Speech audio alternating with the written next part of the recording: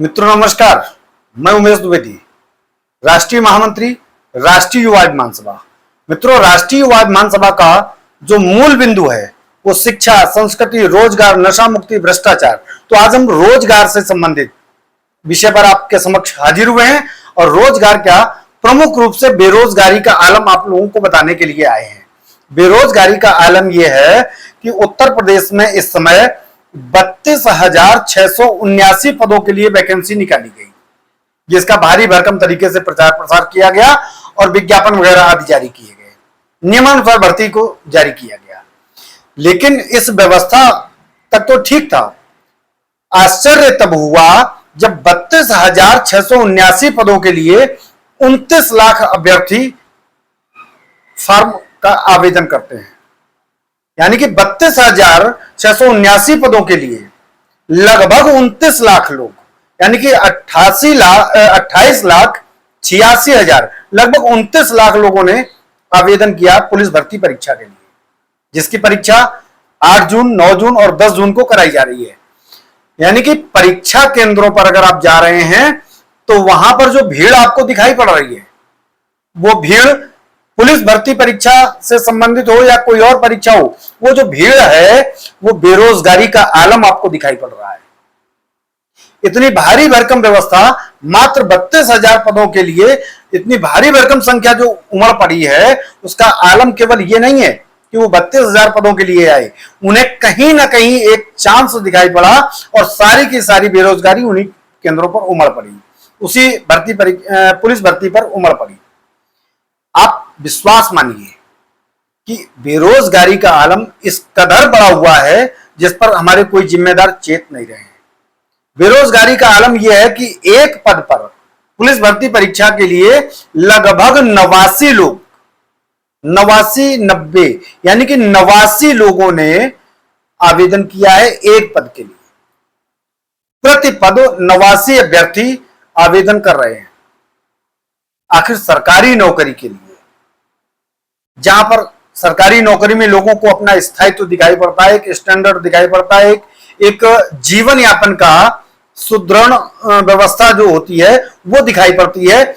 ऐसी पुलिस भर्ती परीक्षा के लिए लगभग एक पद के लिए 89 आवेदन आए और उत्तर प्रदेश में 32,679 पदों की वैकेंसी है, तो इस हिसाब से लगभग 28,86,000 पदों की वैकेंसी हो रही है, प्रक्रिया चल रही है।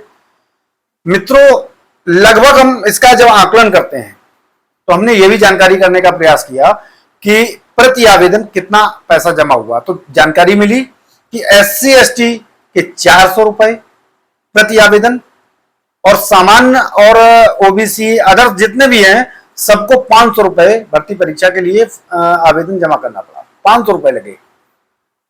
अगर हम ऑन एवरेज संख्या देखें जमा रुपयों के लिए, तो लगभग 130 करोड़ से 135 करोड़ रुपए इस वैकेंसी में जमा होते हैं।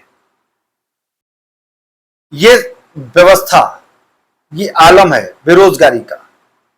बेरोजगारी का आलम यानी कि 144 करोड़ रुपए प्रति फार्म, 500 रुपए बिक्री किए गए, 500 रुपए प्रति फार्म जमा कराए गए। इसके हिसाब से 130 से 135 करोड़ रुपए जमा हो रहे हैं। ये 130-35 करोड़ रुपए जो जमा हो रहे हैं, इनका खर्चा कहां होता है? सुरक्षा व्यवस्था करने वाले सरकारी कर्मचारी, परीक्षा दिलवाने वाले सरकारी कर्मचारी, जहां परीक्षा हो रही है वो सरकारी व्यवस्था। चूंकि जब से पेपर लीक की व्यवस्था या मतलब जो है पेपर लीक जैसे मामले आने लगे हैं, तो इन सब व्यवस्थाओं से बचने के लिए, इन सब जो ये एक कलंक है पेपर लीक जैसी व्यवस्था, इससे बचने के लिए ज्यादातर सरकारी व्यवस्था का उपयोग किया जा रहा है।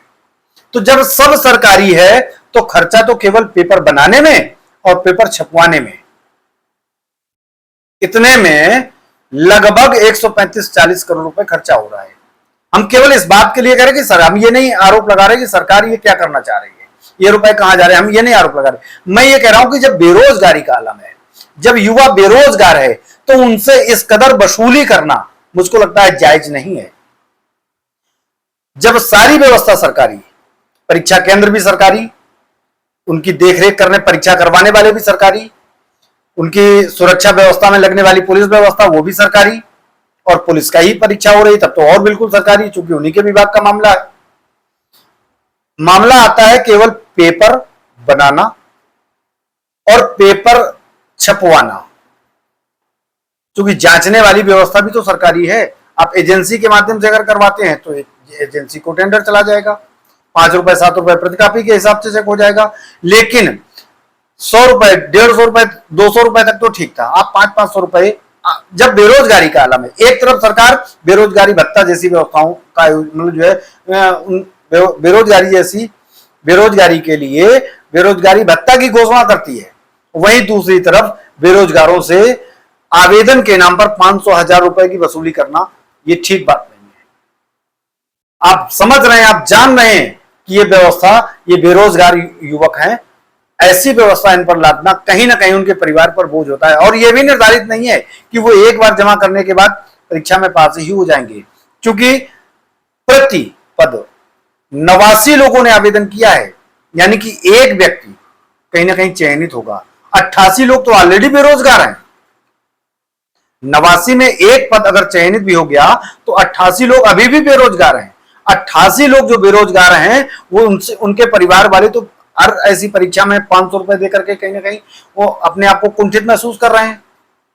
मेरा सरकार से निवेदन है कि ये जो परीक्षा के नाम पर या आवेदन के नाम पर 500-1000 रुपए की वसूली हो रही है, ये वसूली बंद कर दी जाए, इनको निःशुल्क व्यवस्था दी जाए, क्योंकि ज्यादा से ज्यादा जब ये निःशुल्क व्यवस्था में बैठेंगे तो हो सकता है इनमें इनके परिवार वाले ज्यादा से ज्यादा परीक्षा दिलाने का प्रयास करें। और जब बार बार परीक्षा दिलाएंगे तो निश्चित तौर पर एक जायज खर्चा इनसे लिया जाए। हम ये नहीं कह रहे बिल्कुल निःशुल्क कर दिया जाए, 100-50 रुपए की व्यवस्था कर दी जाए, क्योंकि बेरोजगार स्वयं है, ये परीक्षा देने, ये पैसा जमा कर पाने में कहीं ना कहीं सक्षम नहीं है, इसलिए इनसे कम से कम परीक्षा पैसा लिया जाए।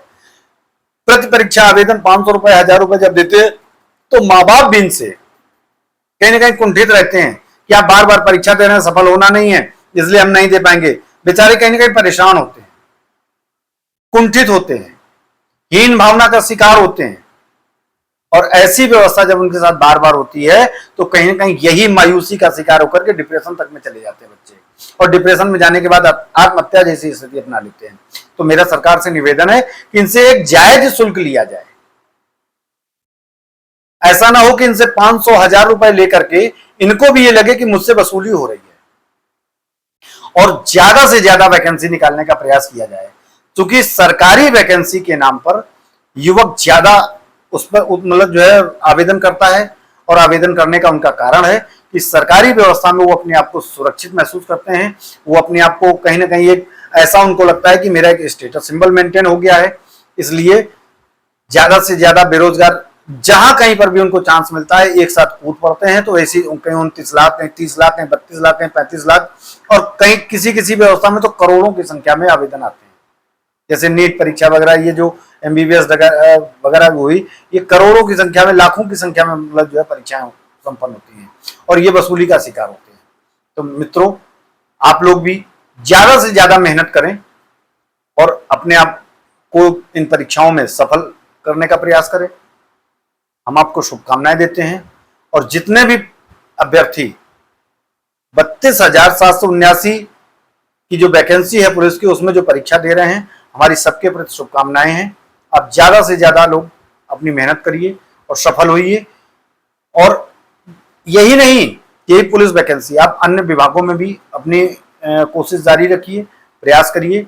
और अगर ये जीवन का लक्ष्य मत बना लीजिए कि अगर हमारे साथ सरकारी नौकरी नहीं जुड़ी तो हम जीवन में कहीं ना कहीं हतोत्साहित हों।